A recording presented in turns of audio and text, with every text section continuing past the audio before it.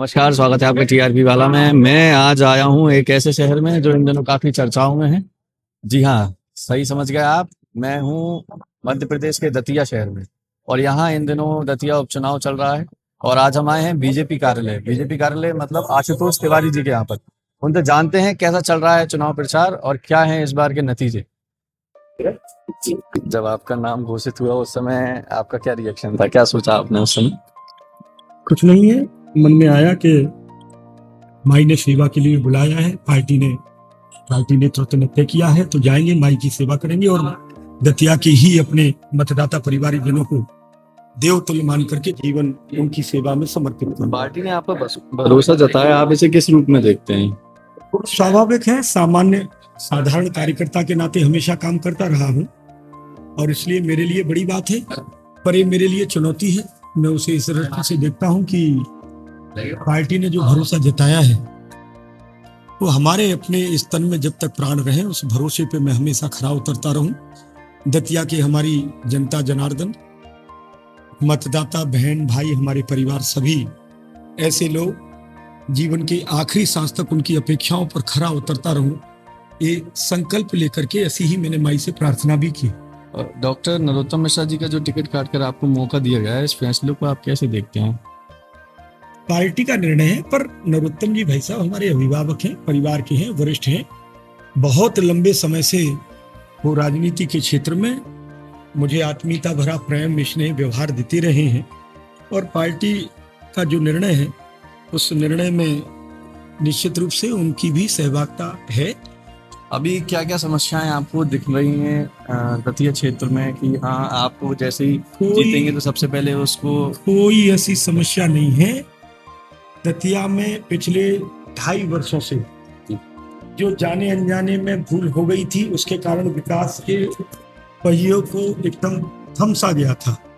मध्य प्रदेश में हमारे डॉक्टर मोहन यादव जी की सरकार है जो गरीब, आम, मजदूर, किसान सभी के कल्याण का भाव रखती है, चाहे ग्रामीण क्षेत्र हो चाहे शहरी इलाका हो, सभी क्षेत्रों में समग्र विकास हो, ऐसा भाव लेकर के वो काम करते हैं। तो दुर्भाग्य से जो पिछले 2.5 वर्ष में विकास का पहिया थम गया था, उस विकास के पहियों को और तेज गति से सामूहिक रूप से हम सब मिलकर के आगे बढ़ाएंगे। इस बार एक नई पार्टी चुनने में आई है कि वो भी इस चुनाव में हिस्सा ले रही है, तो क्या आप उसको भी अपना प्रतिद्वंदी मानते हैं? ये लोकतंत्र की खूबसूरती है। जिसका मन चुनाव लड़ने का होता है वो चुनाव लड़ सकता है। ये लोकतंत्र की खूबसूरती है, उस खूबसूरती का वो सब भी आनंद ले रहे हैं, कोई बात ही नहीं है। इसका जो चुनाव परिणाम है, आपको क्या लगता है कितने प्रतिशत वोट आप जीत के लिए ले जा रहे हैं? भारतीय जनता पार्टी एक पक्षीय नीचे तक का माहौल है। माननीय मोदी जी हमारे देश के यशस्वी प्रधानमंत्री हैं, उनकी अपनी वैश्विक छवि है, लोगों के मन में अगाध श्रद्धा है। हमारे राष्ट्रीय अध्यक्ष आदरणीय नितिन नवीन जी, हमारे देश के यशस्वी गृह मंत्री आदरणीय अमित शाह जी के बारे में आप सब भी जानते ही हैं। पूरी दुनिया ने उनको लौह पुरुष के नाते स्वीकार किया है। इन सब नेतृत्व के प्रति आम मतदाता, गरीब, मजदूर के मन में अगाध श्रद्धा है। चाहे ग्रामीण कला इलाके में रहने वाला मतदाता हो, चाहे शहरी इलाके में रहने वाला मतदाता हो, यह जागरूक मतदाता भारतीय जनता पार्टी के विकास के एजेंडे के साथ, भाजपा के साथ चलना चाहते हैं। आज शहर में शारंग जी आ रहे हैं, तो उनको लेकर क्या तैयारियां हैं और क्या आपको लगता है कि उनके आने से क्या जनता के अंदर एक जोश बढ़ेगा? भारतीय जनता पार्टी परिवार इस नाते काम करती है। चुनाव का समय है और इसलिए सारंगी हमारे बड़े नेता हैं, वरिष्ठ नेता हैं।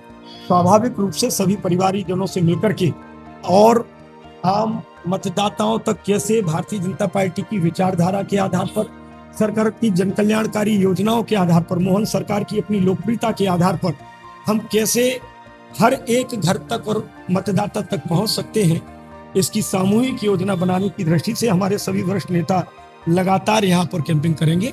जी, बहुत बहुत धन्यवाद।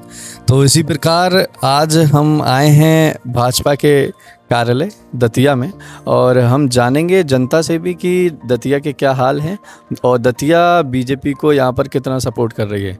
जो नए उम्मीदवार जो यहाँ पर घोषित किए गए हैं, नरोत्तम मिश्रा जी का टिकट काटकर आशुतोष तिवारी जी, जनता से जानेंगे उनकी क्या राय है इनको लेकर।